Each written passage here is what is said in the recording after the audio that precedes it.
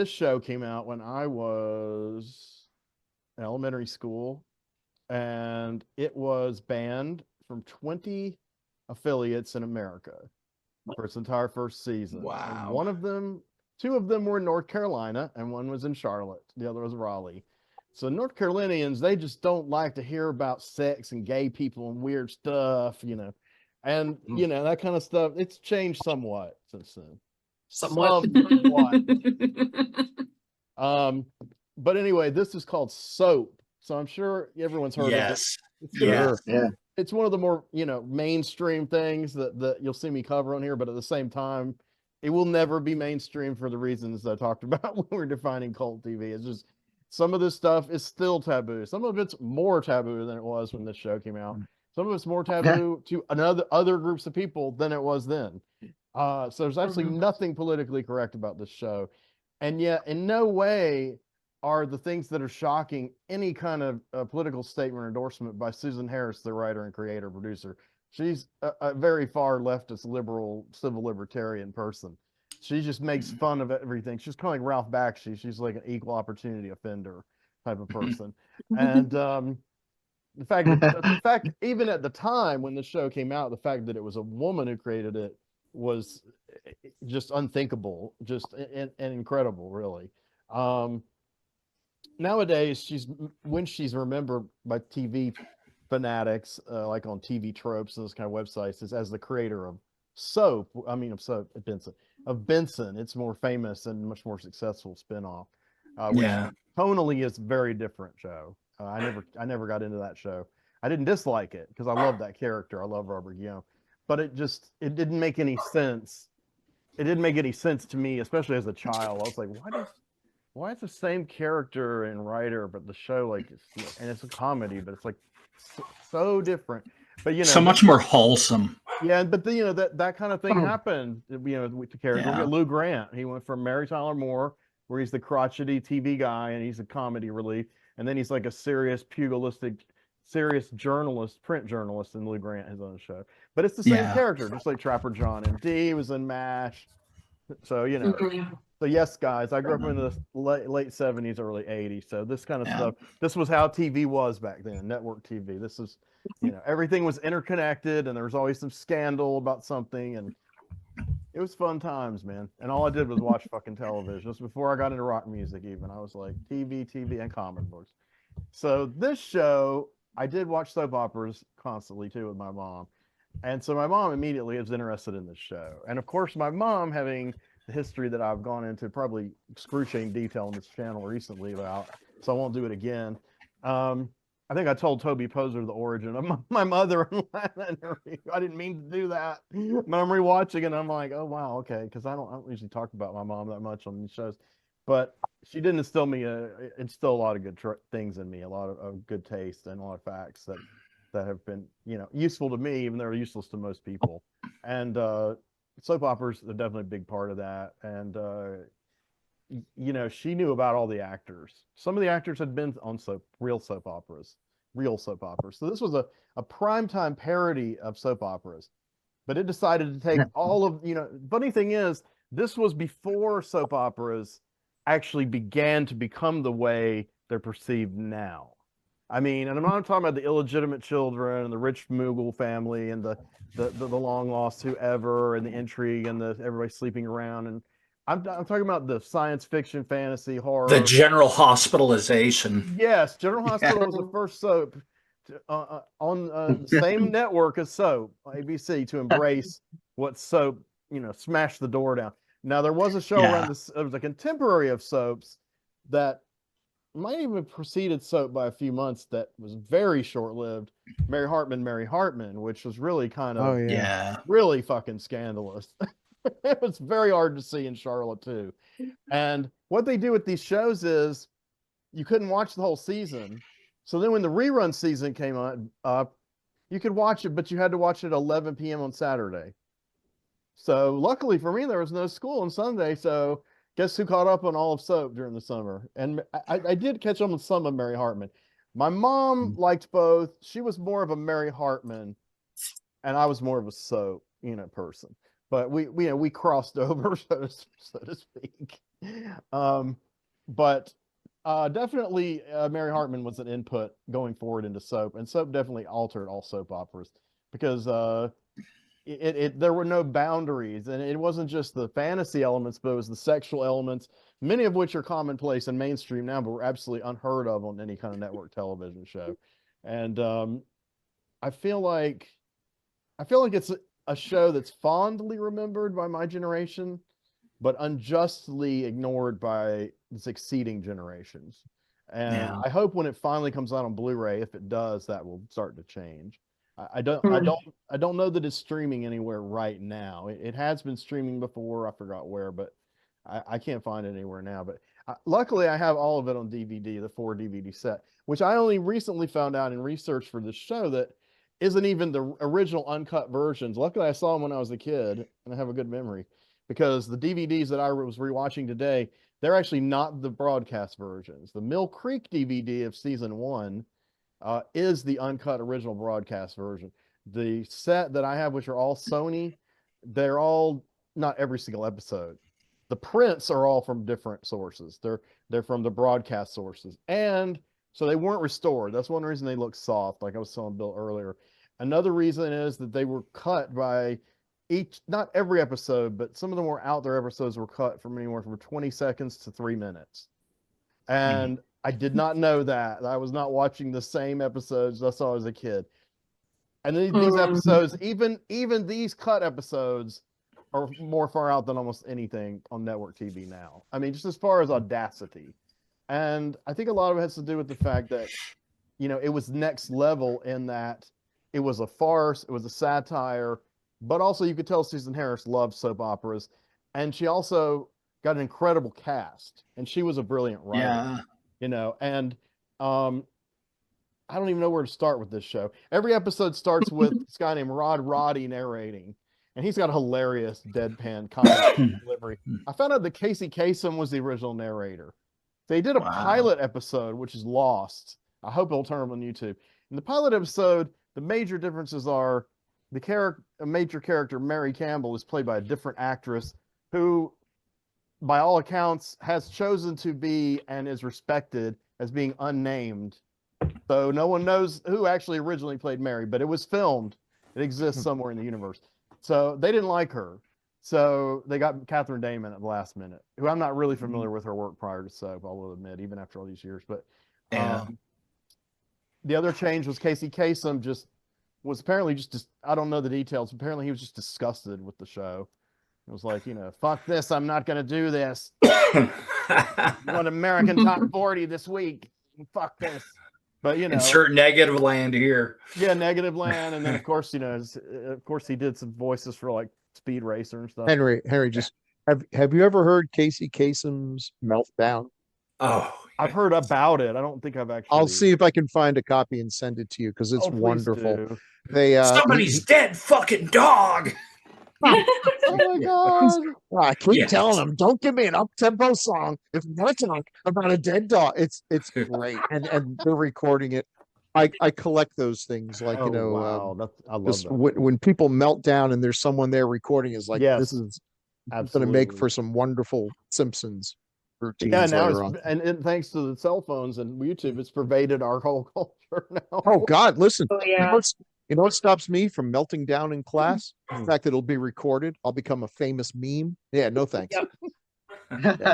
That's one reason I was desperate to move, because I watch a lot of true crime shows, and I was like, I became totally indigent and a hoarder. And I was like, if I die and then someone comes in here and films this on their cell phone, then they're going to think I was a serial killer, even though no DNA evidence, just by the way it looked. I was like, I'm going to be in have such a terrible reputation. So thankfully I got out of there before any cameras did. This place is gorgeous though. That's why I keep posting pictures of it on the internet. But so this is the deal with soap.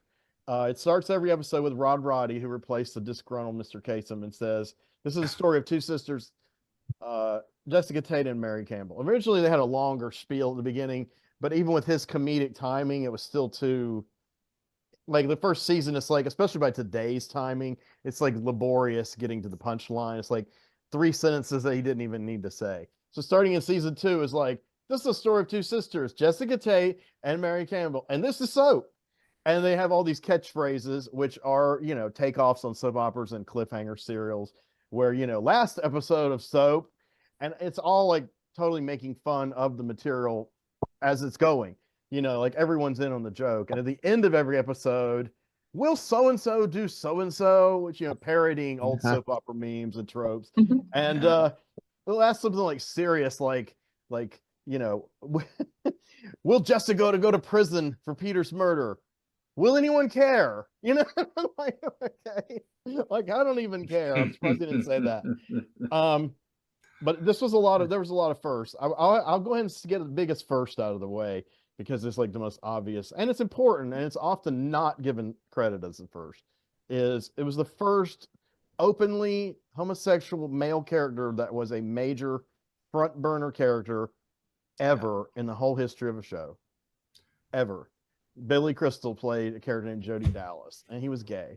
Now, as time went on, they kind of obvious. This show went through a lot of hell. I have some funny stories to tell you. It's really almost as interesting as the show. It was so hated by so many people before anyone ever had seen it, and most of the people who hated it never did see it. So that's why it got banned in 20 affiliates, including here. I was lucky, right? I live in a cultural mecca here. We couldn't handle soap here. That's pathetic. But, it was a comedy. Like I always say, it's fiction. People, wake the fuck up, okay? But you know, these people were offended because there are elements that are offensive to certain people. But like I said, it's an equal opportunity offensiveness. And a lot of times you have characters like the two sisters each have a husband who are totally different. Like one is Chester. Chester is played by Robert Mandan, who was a soap opera vet from Search for Tomorrow. Chester's rich. He's a philanderer. He's an embezzler. He's a liar. He makes up stories on the top of his head. I mean, I think the writers of Dexter must have watched the show growing up because, you know, Dexter will, what happened there, Dexter? No, you see, there was this, and then there was that, and then this happened, and that made that happen. And they're okay. And also Breaking Bad is like that too. Walter White and Dexter Morgan were pupils of Chester Tate because he was like always doing that shit all the time. Did you hear about the hogs? Hogs? Yes, there was a giant wreck and these hogs fell off the truck. And I got hurt. Why'd you get hurt? Because I was lifting the hogs. Why? Because there was a fire. A fire? Yeah, because the oil truck hit the hog truck and caught on fire. And the funny thing is, there was this, you know, brilliant character I just mentioned. This breakout character was Benson Dubois, played by Mr. Robert Guillaume, the butler, the black butler for this rich, you know, asshole Chester. And he always, you know, he knew when Chester was lying. He knew when Chester was talking to his girlfriend on the phone. He never made it obvious enough for Jessica because Jessica was like the most sweet, wonderful woman, and plus she's middle-aged, but she's like super sexy. Every man falls in love with her. But she's still like so innocent, and so she's not really that bright, but she has a high emotional intelligence. She's very sweet, and she had no idea that Chester was not on a conscious level that Chester was cheating on her like their whole marriage. I mean, in the first episode, she says something about Chester, and her sister Mary says, "Chester hasn't looked at you since you were 30," and Jessica just keeps on talking like she's just oblivious. You know? We're going, "Oh yeah, that's right." But like good soap operas, they did end up exploring all these themes and resolving them and furthering them like real life. This was not a Frozen and Amber kind of set of characters or storyline. And there was enough serious moments that you cared about the characters. Like sometimes you'd be shocked. You know, they'd have this insane skit, and then next thing you know, there'd be some horrible news, and Katherine Hellman, who played Jessica, would just start crying, and you're just like, fuck. And then it would just like go quiet. And you're like, oh man, okay. But then they come back with something even more absurd, you know. So everybody got a chance at solid. Most of the main characters got a chance at solid dramatic material. So Jody Dallas, Billy Crystal's character, he was openly gay, and as the show starts, he's going to get a sex change operation. Now, at the time, this show did piss off gay people a lot too. So it was hated on both sides of the spectrum for a while. Eventually, everyone but the Catholic Church relented and said, okay, yeah, we really didn't know what we were talking about. We finally watched it. But the Catholic Church was like, but yeah, fuck them. So of course they were. But going back and rewatching Jody through a lens of post-gay rights era and current times, you couldn't ask for a better role model gay male character. I mean, it's no wonder Billy Crystal became the biggest star on the show. And I don't, in my humble opinion, he never even remotely approached his work on this show, even though I've liked some. Nah. I mean, he was funny on Saturday Night Live, you know. But he was good in a few movies. But this was like When something Harry that Met Sally. what'd you say? When Harry Met Mhm. Sally, he was I on used that. to, yeah, I used to love that movie, but I kind of old, but I did love it when it first came out. But I like him. I think he's It's I got mean, one famous line, I suppose, but that's the Oh, highlight of the film. about the Yeah. orgasm. Yeah. Yeah, that's it. Yeah. I'll Well, have Billy what she's having. Crystal courted controversy because he started as a stand-up comic, and he was a little blue, not extremely, but he was a little raunchy. And then he got soap, and then while he was on soap, he got cast in this movie directed by Joan Rivers called Rabbit Test, where he Yeah. played the first man to get pregnant. And I don't remember if this is before or after the Francois Truffaut movie came out with the same plot. I can't remember which came first. Okay, and funny thing is, the Francois Truffaut movie got remade in America years later, whereas everyone's forgotten Rabbit Test. But I remember when it came out, and I looked in the paper, and I was like, "That's that guy from Soap." And my mom, of course, in her just infinite, sensitivity, oh, that's the queer guy. I was like, yes, mother, we figured that out. You know, this was before she was born again, so she didn't hate gay people yet, but she did not quite get it. You know, she's kind of like, she definitely called him queer. The fact that queer has been taken back, my mom would yell, "See, I was ahead of my time," you know.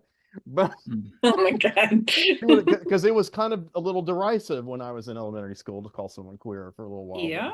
And Absolutely, yeah. But Jody had his problem. But here's the deal. So Jody is Mary's son. I even wrote a family tree. I won't show it to you, but I had to do it so I'd mentally get all this straight. Because just reading it's just, I think in family trees when it comes to sagas and soap operas and stuff. And then it made total sense to me how everyone's related, how they interact, and that's like kind of the pivot of soap operas. Really is characterization and how they all know each other, how they're related blood wise, or who's sleeping with who, or whatever. And this show was kind of tangled, but essentially, so you have the two sisters. So Mary, unlike Jessica, who I said married the rich Chester, Mary married a construction worker who was very working class named Burt Campbell, played by the brilliant Richard Mulligan, who was the brother of the famous director Robert Mulligan, who at the beginning of early in his career, of course, made a huge worldwide splash with To Kill a Mockingbird. And toward the end of his career, for some of us, he made one of the better kind of very low budget dramas of the 2000s called The Man in the Moon with the young Reese Witherspoon. I love that movie. And it's one of the last ones he did before he passed away. But anyway, Richard was his younger brother, a comedian, and he'd never really had much traction until his most famous role before soap was a dramatic role. He played in Little Big Man, and he played General George Armstrong Custer. Wow. And Mulligan had really long hair at the time, and he grew a real mustache, handlebar like Custer, and he slicked his hair back, and he was very vain. Allegedly, this is all historically based. I've never read the novel Little Big Man or enough about it.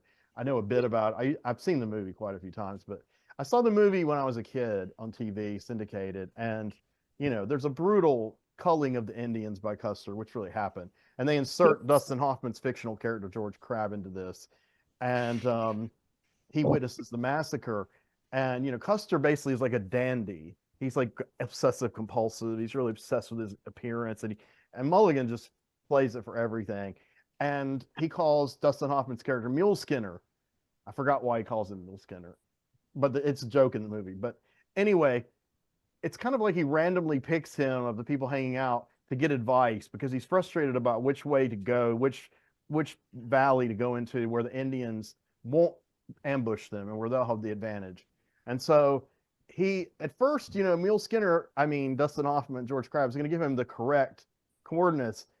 But Custer's such an asshole that Crabbe gives him the opposite way and leads to Custer's very violent demise, and which is, pretty funny to watch. But so I saw this movie syndicated. Syndicated whatever, late at night, you know, it was cut, not by a lot, but you know, some of the violence definitely was cut. But I saw it after soap had started. So I was like, it's Bird, he's Custer, what the hell? And then of course my savant mother was like, yes, well, his older brother is Robert Mulligan, the film director, you know, blah, blah, blah. I went all of that. So Mulligan is really my favorite thing about the show. And yes, yes, he's just, his character is, he comes across like Chester is like stuck up and elitist and, you know, you name it. Bird is a guy who's like working class common man, and he comes across often as very conservative, but he's actually not. The more you watch him and listen to him, you realize he's nothing like Chester at all, not only financially. And, you know, he does have a strong moral compass, and he's not a racist or a homophobe or anything. But, you know, at first, when you're first watching the show, I think that would be a shock to people nowadays, because they'd be like, well, Chester's the rich guy, he's an asshole, so Bert's the good guy. Wait, Bert, why is he saying these racist, homophobic things? But they're only racist and homophobic things through our modern lens. For their time, it was more like Danny, I don't want you to date a black girl. And they're like, you know, and so naturally the gay male character, Jody, is like, Bert, you're a racist. And he's like, come on, I'm not racist. But people get hassled in the society for interracial relationships. Yeah, damn straight. Yeah, they do. I can say that from experience. And, you know, so it's really, you get to know him and like him, because you can kind of relate to him. And he's kind of flaky, you know, he's really eccentric, and he's really bumbling, and he makes weird sounds when he gets high strung and anxious. Twitchy. He's a great He's a great comedic actor. He is, and he can turn on a dime. That's his timing, which, you know, is comedy, really. He's just a master. And he's the opposite of Mandan. Mandan was a dramatic actor who's good at comedy because he's playing this fast-talking liar, so he can just pile it on. Whereas Mulligan's playing this character who's moods are constantly changing as he's reacting to all this crazy things around him, you know, and trying to assert himself. And he has some self-image and self-esteem issues. Like, he goes through a period where he thinks he's invisible. He goes through a period where he is impotent, and then he has to go get therapy for it, and he's like completely freaked out. And again, when you first watch it, you're like, well, he really sounds like he's uptight, like he doesn't believe in analysis. And it's not that, it's just he has such a deep embarrassment. You know, he just has such a unself-examined view of his own sexuality. And that does change as the series goes also. So Mary, his wife, has two sons by her first husband, who was a mobster named Johnny Dallas. One is Jody, and Billy Crystal, and one is Danny, played by this actor named Ted Wass. And the only problem with this series is it did do one thing that soap operas have all done in recent years, which is screw up their continuity. You could argue that, yeah, okay, it was a retcon and it made sense the way they explained it, but I still have problems with it. In season 4, see, the whole story of Danny is he owes the mob because his dad, who wasn't Italian, was working for the Italian mafia. He was a button man, a hit man, point man, whatever, and he's killed. And so they're like, you've got to kill his killer.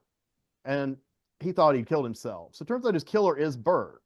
Bert was this construction worker that Johnny's neglected wife, Mary, had a crush on.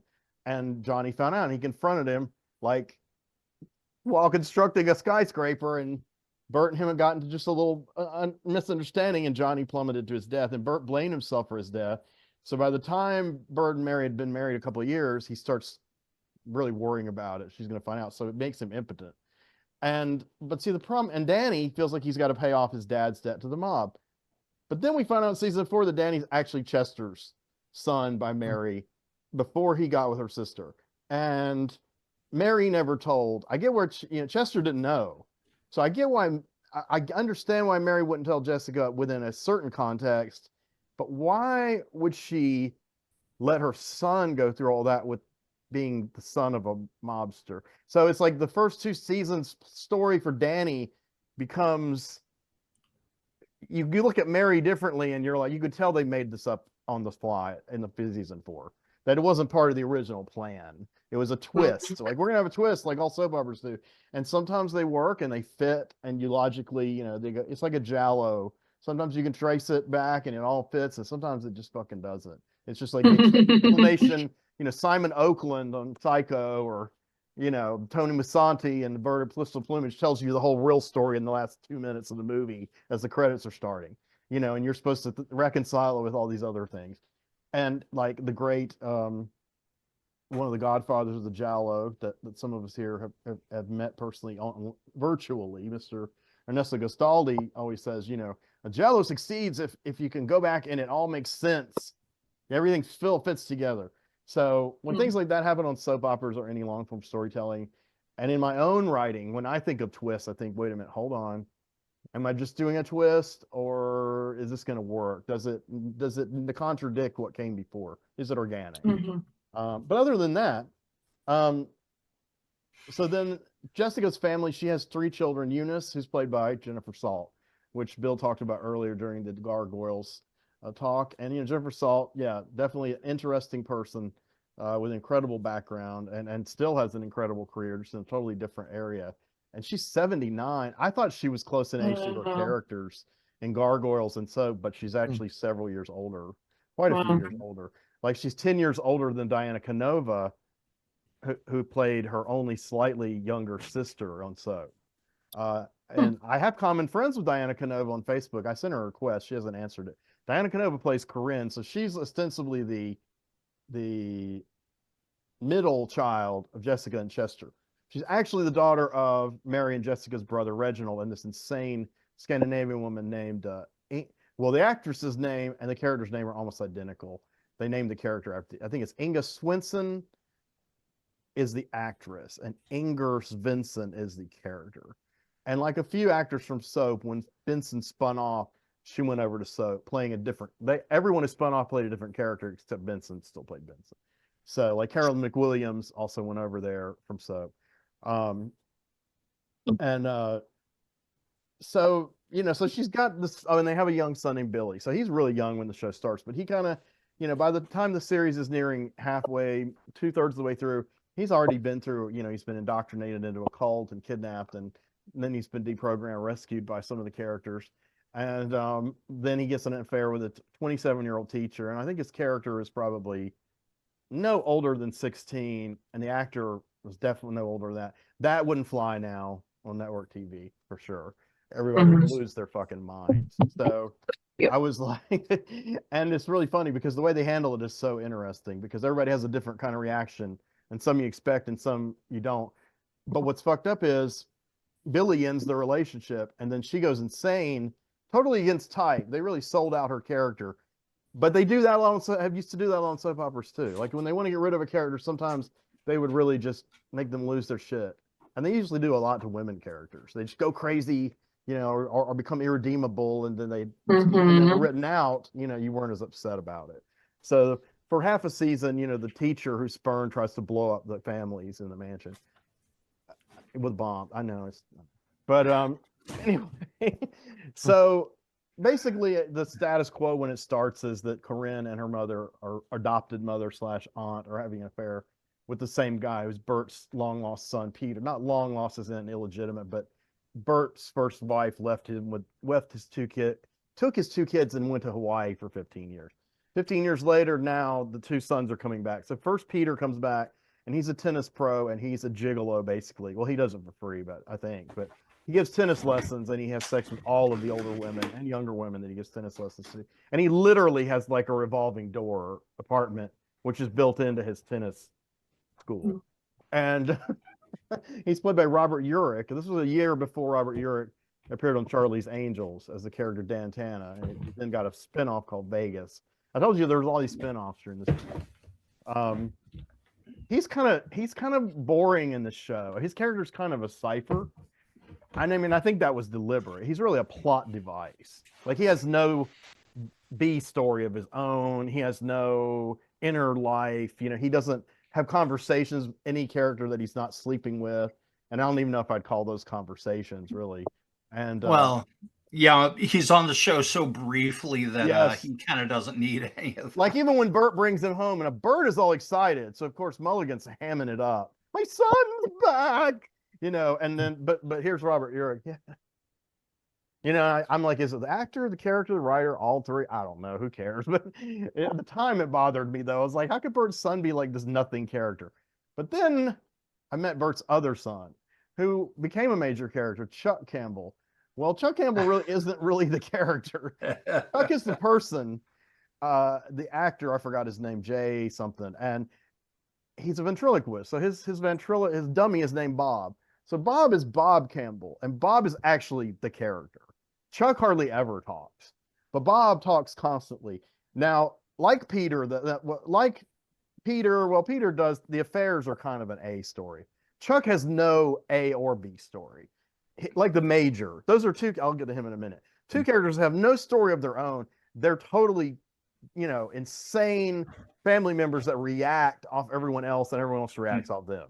So throughout the whole series, Bob is introduced, not at first. He comes in like episode 4 or 5. I think Peter and Chuck did grow up together. So I guess it's okay that they exchange maybe hi. That's about all they say to each other ever, because neither of them are really full of characters. But Bob ends up being the kind of perverted Greek chorus of the whole show. So whenever something's going on, if he's around, he'll say the most inappropriate, mean, offensive, nasty, xenophobic, racist, homophobic thing you could possibly imagine, or that they could get away with saying back then. And he has this crazy voice. I know I did Kimba earlier, but I don't know if I'm ready to humiliate myself imitating Bob, but I can do it. But Bob is fucking hilarious. And I remember one of the first times that made me and my mom and dad laugh was when they were like, this is Jessica.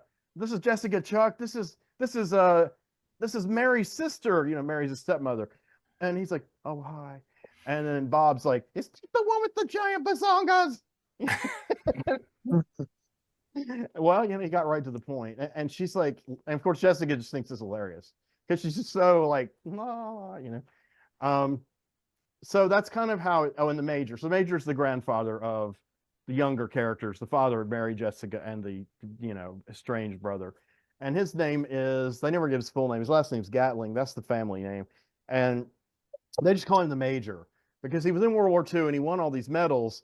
But then mentally in his head, 30 years later, he's still there. He's still fighting it. So he's often running through the mansion, dodging bombs that aren't really going off, gunfire that he's hearing. And so sometimes Benson likes to fuck with him and make bomb sounds and gunfire sounds. Oh my God. Freak him out. And I gotta say, he's a funny character. He finally gets a dramatic moment when Billy is kidnapped by the Sunnies, which, that was a parody of the real life Moonies that were called in real life at that time. Nowadays, if you call them the Moonies, you'd probably get cussed out on social media as being inappropriate. But my dad hated the Moonies. He was convinced they were everywhere. Them and Hare Krishnas. My dad knew nothing about either one. But anytime he saw somebody with a flower selling something on the corner in the 70s, he'd be like, "It's a damn Moonie or damn Hare Krishna." I'm like, you watched Dawn of the Dead, I'll tell you Hare Krishna, man.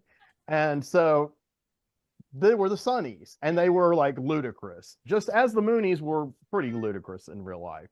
And they were also well parodied in the comic book Howard the Duck. I forgot what he called them something else, but it's similar to Sunnies and Moonies. But their leader was named like Sun Young Nyok or something. But he looked just like the Reverend Sun Young Moon. In this case, they don't have a weird Asian businessman looking guy leading them. A very young Robert Englund plays one of the cult members. And, they're trouble when they decide to deprogram Billy and Robert Englund jumps out with a machine gun. And they're like, this isn't a church. We were expecting you. You're going to die. But thanks to Benson's astute leadership and the Major's military strategy, they all survived and get Billy home so he can have his affair with the older woman. This is one of those where to begin things. I don't even feel like I've started. This is like I've hit a lot of the big points. Preamble. Yeah, I've got to mention just 2 major stories definitely that nobody had ever done in soap operas that have both been done since a few times in soap operas. Can I just say, this character, the Major, sounds like a copy of the Major in there's a British series called Faulty Towers with John Cleese. And I was actually I could thinking see about that. Faulty Towers for this topic. I'm so glad you brought that up. I don't know which came first. I can't remember. I know Monty Python came before Soap, Towers, but yeah. I don't know if Yeah. Faulty Towers came at the same I time. think Soap was Faulty after. Towers came out somewhat slightly first. Okay. In the mid 70s, about 76. Yeah. Okay. So this, And then the 75 to 79. second so series, this show started in 79. That's it. 77, so you're probably almost 100% likely you're correct. And Yeah. yes, he's very shell shocked, as they used to say back then. And he's a trip. But anyway, he gets real serious about rescuing Billy, and then they're all like, "Oh my God, he cares about his grandson. He's not completely woo." And then they're like, "Okay, Major, Benson's like, you got our attention. What's your plan?" He's like, "What plan?" So that's always a gag. It's like right when you think he's coherent, he's somewhere else. And there's a lot of recurring tropes on this show that are tropes of its own that took soap opera and sitcom tropes and exaggerated them and pushed them to an elastic level where they snapped, that have in themselves now become real tropes in the very mediums they were parodying, soap operas. So who can keep up? So the first one that's big, that was copied years later in Days of Our Lives, was Corinne's in love with a priest. So she sleeps with like hundreds of men, but she really loves Peter, who, like I said, unfortunately is also a player and is sleeping with her own mother. And Peter dies, and nobody's really upset about it except Bert. Bert's like the only character, and nobody in the audience cares that he dies because he was just kind of a slime who never said more than 3 words except "Hey, baby," his tongue hanging out, and that's his story function, as a plot device. And when he dies, they think they think Corinne might have done it because they were engaged, and they pin it on Jessica. Jessica goes to prison. She didn't do it. And they leave you on a cliffhanger of season 1. Who did it? One of these 5 people. And one of those 5 people was Chester. And so good old Chester goes to prison for a while and meets the next major character that, no pun intended, Dutch, played by Donnelly Rhodes, who also was a soap veteran. He'd played Philip Chancellor on The Young and the Restless. Now, he was only on the show like 3 years in the 70s, but they're still doing stories about the Chancellor, his kids and grandchildren now, even on The Young and the Restless, because that's how soaps work, But on there, he was like this serious, he was unfaithful to his wife, but he was kind of a serious businessman, like Silver Fox kind of dignity. This one, he's like this thug named Dutch, he's like a perennial convict, but he gets redeemed, and he's actually pretty fucking hilarious on the show. And he gets with Eunice. Corinne, after Peter dies, goes ahead and marries this priest she's been in love with since the 5th grade, and stops her naughty ways. But unfortunately, the priest quits the priesthood so they can get married, and then he becomes convinced they're cursed, and his mother, puts a curse on them. She dies. Now, get this: this was 1978, so his mother in 1978 was played by Doris Roberts. So Doris Roberts was playing everyone's mother in 1978. Yeah. And then she was playing Raymond's mother in the 2000s. But in 1978, Peter Boyle was still like a counterculture actor who got lucky in Young Frankenstein. So I always assumed that Raymond's mother is vastly older than his father, and that there was no way she could be his biological mother. But that's what you get for trying to apply common sense to soap operas. But it's like she was typecast. No matter how old she was, she's somebody's mother, even when she should be like their great grandmother. And even when she was probably just a sister, she was playing a mother, So in this, she's playing the mother. She's really evil, like a lot of insane Catholics are. And so he goes to the monastery, Tim, the son, but Corinne's pregnant with his baby, who becomes possessed by Satan pretty soon. Yes. And I forgot who does the voice of Satan. That's not credited in any of my research. That's a deep dive. I probably knew it when I was 11 years old. But the voice of Satan's hilarious. And again, Satan is like a little bit more risque than Bob is. A little more inappropriate than Bob as a character. Not much. But so naturally, like in The Exorcist, Pazuzu says all these nasty, mean, insulting things. Racist, sexist, violent, and of course blasphemous, naturally. And the Catholics didn't like this show from the beginning because it had a gay star. Then they didn't like it because Corinne was talking to the priest in the confessional. And the guy in Time magazine wrote that they were having sex in the confessional, like graphic sex on camera. And later it was discovered that this writer had never seen the episode, and that never happened. Anyone who watches it knew it never happened. And the Wikipedia article said, it has never been determined if this article writer wrote this deliberately to defame the show or was simply Yeah. misinterpreting. And I was like, I never thought about that angle, but that's how those people are. They kind of gaslight you. It's like, I've never seen that movie, but it's evil.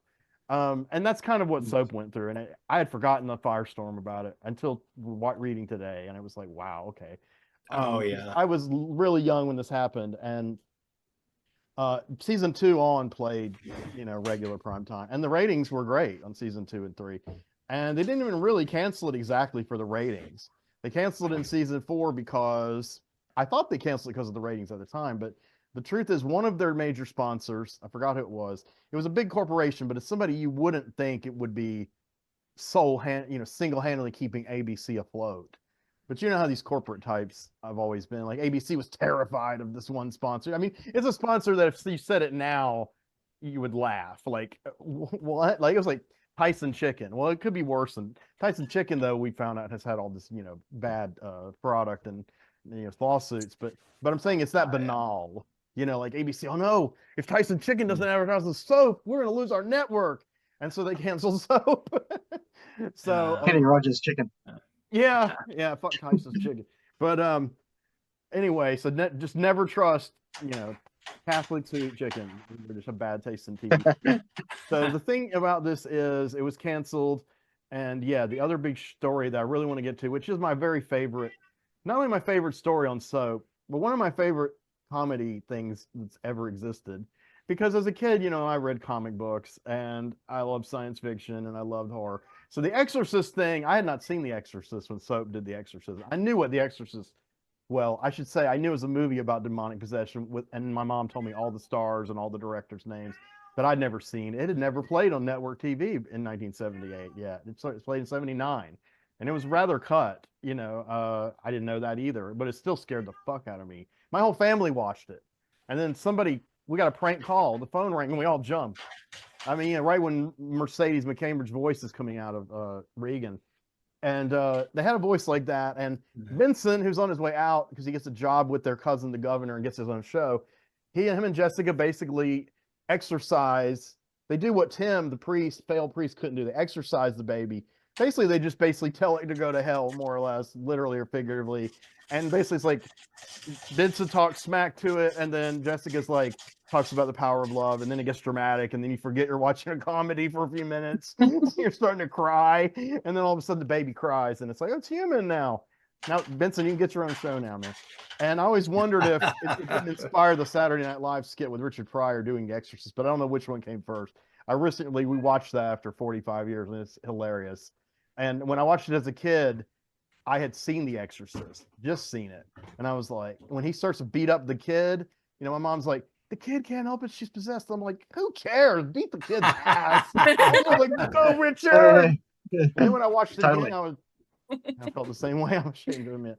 But so they got rid of that story. But Bert then started seeing UFOs. And so season 2 ends with him seeing the lights. Then he finally sees the UFO. So the beginning of season 3 is one of my favorite comedic episodes ever, because as a science fiction comic book nerd, I didn't think that this, the devil was one thing, because I wasn't that into horror then. It was something I didn't really know that much about. I knew about Universal, and that was about it. But I knew a lot about alien stuff. So I was like, huh. So the episode starts. It has a few other subplots. And they get to Bert finally, and he's strapped in this thing, and then you see he's in a spaceship. And I took pictures of it. I'm going to send y'all in the group later or post somewhere. They're a really nice picture. Better than anything I've seen on the internet. I just took shots of my, because I used to look for pictures. I could only find one. It was kind of smudgy. But now I have good ones. The aliens, they're all like about 4 feet tall at the tallest, and they're silver, and they have these big, crazy looking heads. I mean, all this crazy plastic, and they have these eyes that have sparkles on them that sparkle when they talk.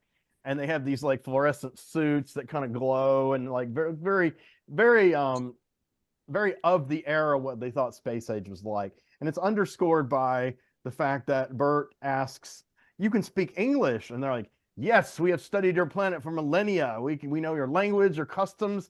And then, right when his suit is really sparkly, the lead alien goes, we can even disco. And then like the show stops for the beat, for the laugh. It's like I took a picture. And the they send one of their aliens who can change shapes to replace Bert on Earth, so his wife won't get suspicious. So the problem with this alien is he hasn't had sex in 2,000 years. So, you know, like I said, Mary is a very sexual woman, and Bert was impotent. Now, by this time in the show, Bert and Mary have a very robust sex life, but not this robust as this guy makes it. So her thinking it's Bert, she's just like, okay, Bert's definitely cured of impotency. But then it wears her out because, you know, she can only have sex however many dozen times a day. And she pretty much says exactly that. She's like, you're everywhere, every minute, every day. You're touching me all over. You're like, I'm an avocado. You're at the grocery store and you're pawing me.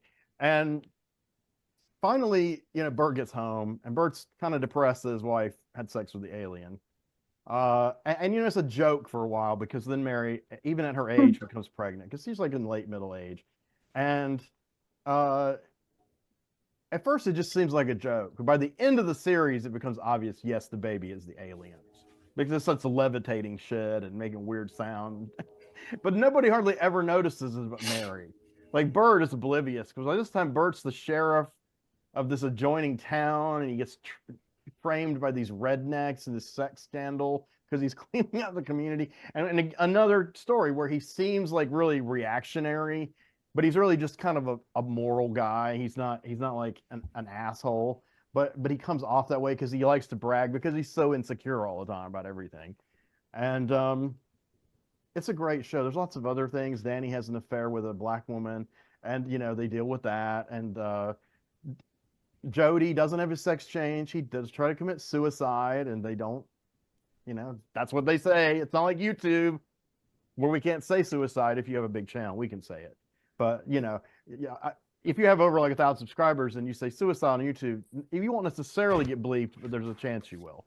And there's even a chance you'll get your channel taken down. Yeah, what's it they call it when you're censoring yourself? They call it like they have like life ending or whatever. Unaliving, which is like unaliving, yeah, that's what people are saying now. Yeah, they make up these insane words that make no sense in any language because they're afraid to just face reality. It's kind of like we were talking about Disney and the cartoons not showing kids consequences.